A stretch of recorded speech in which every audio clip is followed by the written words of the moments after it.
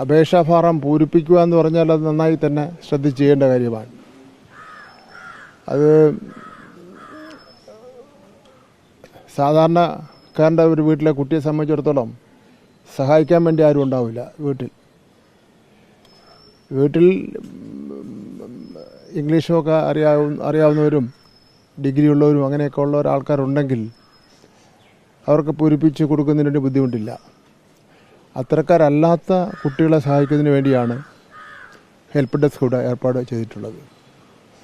എല്ലാ സ്കൂളുകളിലും help desk ഉണ്ട്. ഇവിടെ ഞാൻ ഇന്ന് മണക്കാട് ഗവൺമെൻറ് സ്കൂളിലാണ് SSLCക്ക് നല്ല വിജയം നേടിയ സ്കൂളാണ്. അപ്പോൾ ഇവിടുത്തെ ഹെൽപ്പ് ഡെസ്കിൽ ഇന്ന് രജിസ്റ്റർ ചെയ്ത് 27 പേരാണ് വന്നത്. 27 കുട്ടികളാണ് വന്നത്. അപ്പോൾ ഇവിടെ ശരിയായി പൂരിപ്പിച്ചില്ലെങ്കിൽ ആപ്ലിക്കേഷൻ റിജക്റ്റ് ചെയ്യും. അപ്പോൾ ഹെൽപ്പ് ഡെസ്ക് കുട്ടികളെ സംബന്ധിച്ചിടത്തോളം ഒരു ആത്മവിശ്വാസവും അതേപോലെ തന്നെ ശരിയായി ചെയ്തു എന്നുള്ള ഒരു ബോധം ഒക്കെ തന്നെ മനസ്സിലുണ്ടാവും. ഹെൽപ്പ് ഡെസ്കിൽ ഇരിക്കുന്ന അധ്യാപകരും നല്ല സഹായികളാണ്.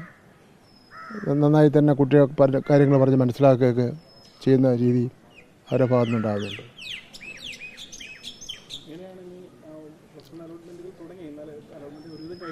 അല്ല, ഞാനൊന്ന് നമ്മൾ പ്രഖ്യാപനം നടത്തുന്നതല്ലാതെ നമ്മൾ പറയുന്ന കാര്യങ്ങൾ നടക്കുന്നുണ്ടോയെന്ന് നോക്കണമല്ലോ. അപ്പോൾ അതുകൊണ്ടാണ് ഒന്ന് ഹെൽപ്പ് ഡെസ്ക് ഉണ്ടാകുന്നുള്ളവരെ ഒന്ന് നോക്കാൻ വേണ്ടി വന്നത്. അപ്പോൾ അവരവിടെ പ്രവർത്തിക്കുന്നുണ്ട്.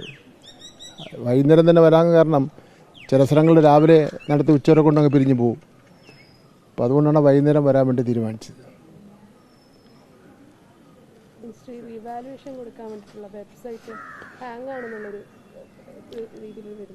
അതായത് ഇപ്പോൾ 1.25 ലക്ഷത്തോളം വരുന്ന കുട്ടികൾ റീവാലുവേഷന് വേണ്ടി അപേക്ഷ നൽകിയിട്ടുണ്ട് ഏകദേശം. കഴിഞ്ഞ വർഷമൊക്കെ ഒരു 1.5 ലക്ഷമാണ് വന്നിട്ടുള്ളത്. 17-ാം തീയതിയാണ് ലാസ്റ്റ് ഡേറ്റ് എന്ന് പറഞ്ഞാൽ. മിക്കവാറും ബുദ്ധിമുട്ടുണ്ടാവില്ലെന്നാണ് എനിക്ക് തോന്നുന്നത്. ഇത്രയും കുട്ടികളുടെ നമ്പർ ഒരേ സമയത്തൊക്കെ സൈറ്റിൽ കയറുമ്പോൾ ഉണ്ടാകുന്ന ബുദ്ധിമുട്ടാണ് ഉണ്ടാകുന്നത്. കഴിഞ്ഞ വർഷം ഇതുണ്ടായിരുന്നതാണ്. എന്തെങ്കിലും കാര്യമായ ബുദ്ധിമുട്ടുണ്ടെങ്കിൽ നമുക്ക് പരിഹരിക്കാം.